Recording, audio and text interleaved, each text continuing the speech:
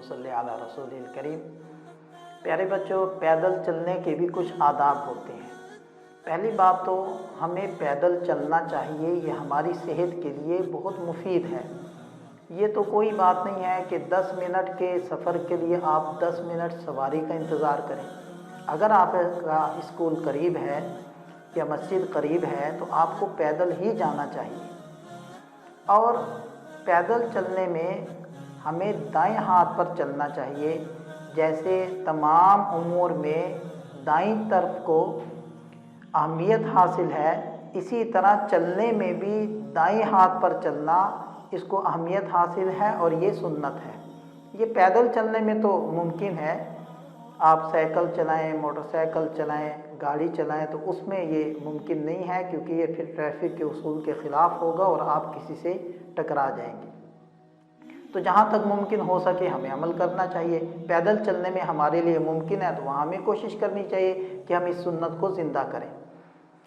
اور پیدل چلتے ہوئے ہمیں بہت زیادہ دائیں بائیں نہیں دیکھنا چاہیے۔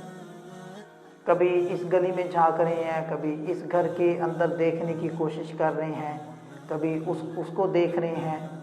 عام طور پر بچے کیا غلطی کرتے ہیں، دیکھ کسی طرف رہے ہوتے ہیں، چل کسی طرف رہے ہوتے ہیں۔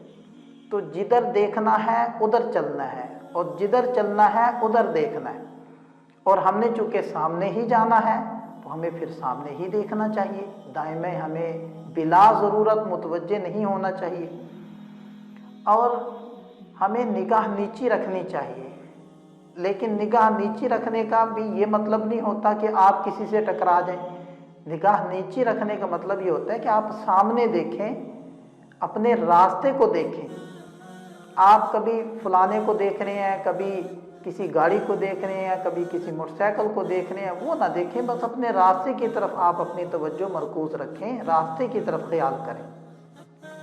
اور راستہ چلتے ہوئے اگر کوئی تکلیف دہ چیز ہے، جیسے کوئی پتھر پڑا ہے، اینٹ یا اینٹ کا روڑا پڑا ہے، یا کوئی کیلے کا چھلکا پڑا ہے، یا اور کوئی تکلیف دہ چیز ہے، تو ہمیں چاہیے کہ ہم اس کو ہٹا دیں۔ ہماری تھوڑی سی کوشش کی وجہ سے دوسرا بھائی تکلیف سے بچ جائے تو اس میں کتنی بڑی نیکی ہے۔ یہ بھی ایک صدقہ ہے، جیسے کہ حدیث میں اس کا تذکرہ ملتا ہے۔ پھر اگر ہمیں راستے میں کوئی ہم سے راستہ پوچھے تو اگر ہمیں راستہ معلوم ہو تو ہمیں اس کو بتلانا چاہیے، اس کے ساتھ مذاق نہیں کرنا چاہیے کہ اس کو غلط راستہ بتلا دیا جائے، بلکہ اس کی درست رہنمائی کرنی چاہیے۔ اور بہتر تو یہ ہے کہ جب ہم راستے میں چل رہے ہوں تو اللہ تعالیٰ کا ذکر کریں، اس لیے کہ حدیث پاک میں آتا ہے کہ جب کوئی بندہ اللہ کا ذکر کرتا ہے تو اللہ تعالیٰ کی خاص رحمت اس بندے کے ساتھ ہوتی ہے۔ تو اللہ تعالیٰ کی خاص رحمت ہم سب کو چاہیے، تو ہمیں چاہیے کہ ہم ذکر کریں۔ ذکر میں آپ کچھ بھی پڑھ سکتے ہیں، لا الہ الا اللہ بھی پڑھ سکتے ہیں، درود پاک بھی پڑھ سکتے ہیں، کوئی بھی جو آپ کو ذکر آتا ہے آپ وہ کرتے رہیں۔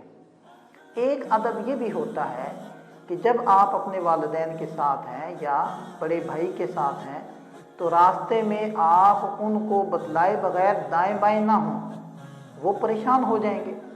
اور یہ عادت تو ہمیں ڈالنی چاہیے کہ ہم کبھی بھی، چاہے راستے میں ہوں چاہے گھر میں ہوں، ہم اپنے والدین سے پوچھے بغیر، ان کے نوٹس میں لائے بغیر گھر سے نہ نکلیں، اس لیے کہ جب ان کو ہمیں بلانے کی ضرورت پڑے گی اور ہم موجود نہیں ہوں گے تو ان کو پریشانی ہوگی، اور والدین کو پریشان کرنا یہ ایک الگ سے گناہ ہے۔ پھر انہوں نے منع کیا ہوا ہے کہ ہماری اجازت کے بغیر نہیں جانا، یہ بھی آپ نے نافرمانی کی، یہ بھی ایک الگ سے گناہ ہوگا۔ پھر بسا اوقات جھوٹ بھی بولنا پڑ جاتا ہے، وہ پوچھیں گے کہاں گئے تھے، اب ہم سچ بولتے ہیں تو پھنستے ہیں، تو بعض بچے وہ بچنے کے لیے جھوٹ بول دیتے ہیں، تو یہ الگ سے گناہ کرنا پڑے گا۔ تو آپ وہ عمل ہی نہ کریں، یعنی ان کو بتلائے بغیر جائے ہی نہ کہ آپ کو اتنے سارے گناہوں کے اندر پڑنا پڑے۔ اور بعض بچے ایسے ہوتے ہیں کہ راستے میں چلتے ہوئے کوئی سیٹیاں مارتا ہے، کوئی اونچی اونچی آواز سے بول رہا ہے، کوئی اونچی اونچی آواز سے ہنس رہا ہے، یہ عادت اچھی نہیں ہوتی۔ ہمارے پیارے نبی صلی اللہ علیہ وسلم کے بارے میں احادیث میں آتا ہے کہ وہ بازاروں میں اور باہر نکل کر شور نہیں مچاتے تھے، ایسے اونچا اونچا نہیں بولتے تھے، تو ہمیں بھی اس سنت کا خیال کرنا چاہیے، اور سیٹیاں اور اونچی آواز سے چیخنا اور کسی پر ہنسنا ایسا نہیں ہمیں کرنا چاہیے۔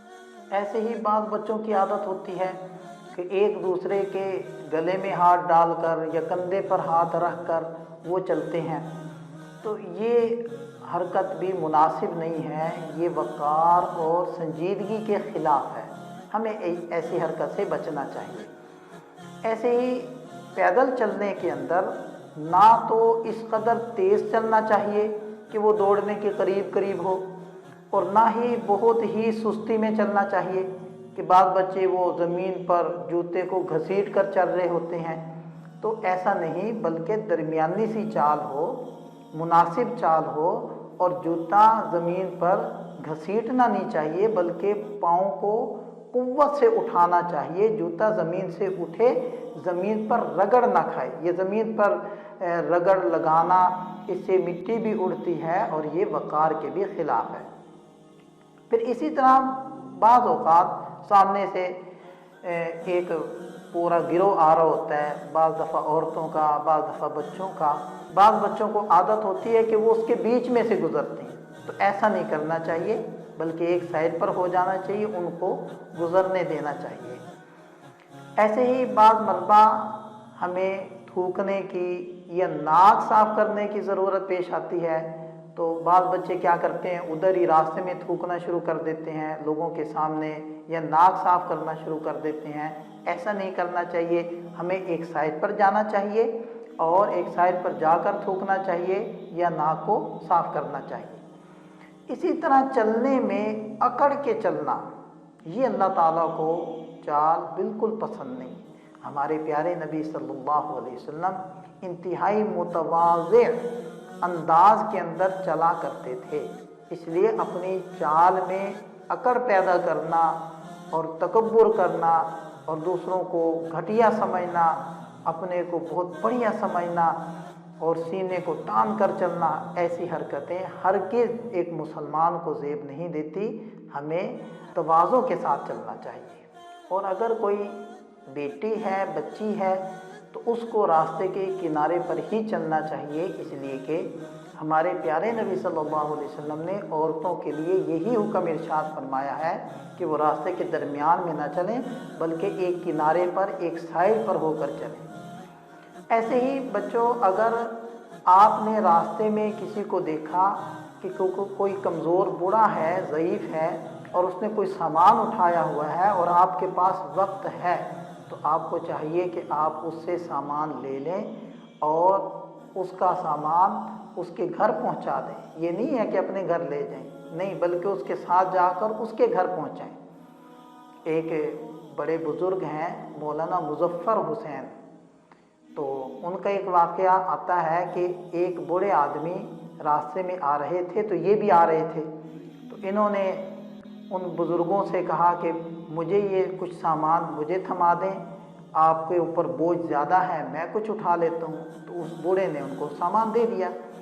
تو یہ بہت بڑے بزرگ تھے اور عالم تھے، تو انہوں نے پوچھا کہ آپ کہاں جا رہے ہیں؟ تو انہوں نے بتلایا کہ ایک عالم ہے مظفر حسین، میں ان سے ملنے کے لیے جا رہا ہوں۔ انہوں نے کہا جی بہت اچھا، میں بھی آپ کے ساتھ چلتا ہوں اور یہ سامان اٹھا لیتا ہوں۔ تو جب چلتے چلتے یہ اپنے گھر پہنچے، تو وہاں پہنچ کر ان بزرگوں کو پتہ چلا کہ وہ بڑے بزرگ اور بڑے عالم تو یہی ہیں جو میرے ساتھ میرا سامان اٹھا کر لائے ہیں۔ تو وہ شرمندہ ہوئے، تو انہوں نے کہا کہ آپ کو شرمندہ ہونے کی ضرورت نہیں ہے، اس لیے کہ آپ پر سامان زیادہ تھا اور میں خالی ہاتھ تھا، تو میں نے اگر آپ کا کچھ سامان اٹھا لیا تو اس سے میرا تو کچھ نہیں بگڑا، البتہ آپ کو راحت پہنچ گئی اور میں آپ کے کام آ گیا۔ تو دیکھو بچوں، ہمیں بھی بوڑھوں کی، کمزوروں کی دعا لینی چاہیے اور ان کی خدمت کرنی چاہیے، اور جب روڈ کراس کرنا پڑے تو بہت زیادہ احتیاط کرنی چاہیے، ہمیں دائیں بائیں دیکھنا چاہیے، اور جب خوب تسلی ہو پھر روڈ کراس کرنا چاہیے۔ بعض بچے روڈ کراس پہلے کرنا شروع کر دیتے ہیں، دائیں بائیں بعد میں دیکھتے ہیں، اور چھوٹے بچے تو اکیلے کبھی بھی روڈ کراس نہ کریں بلکہ کسی بڑے کا سہارا لیں اور اس کا ہاتھ پکڑیں پھر روڈ کراس کریں۔ اور بعض مرتبہ راستے میں جاتے ہوئے کوئی چاند آ جاتی ہے، کوئی پل آ جاتا ہے، کوئی اونچی جگہ آ جاتی ہے، تو آپ کو تو معلوم ہوگا کہ جب بلندی پر آپ نے جانا ہے تو کیا کہنا ہے؟ اللہ اکبر کہنا ہے، اور جب بلندی سے نیچے کی طرف آنا ہے تو پھر آپ نے سبحان اللہ کہنا ہے۔ اللہ تعالیٰ ہم سب کو عمل کی توفیق عطا فرمائے۔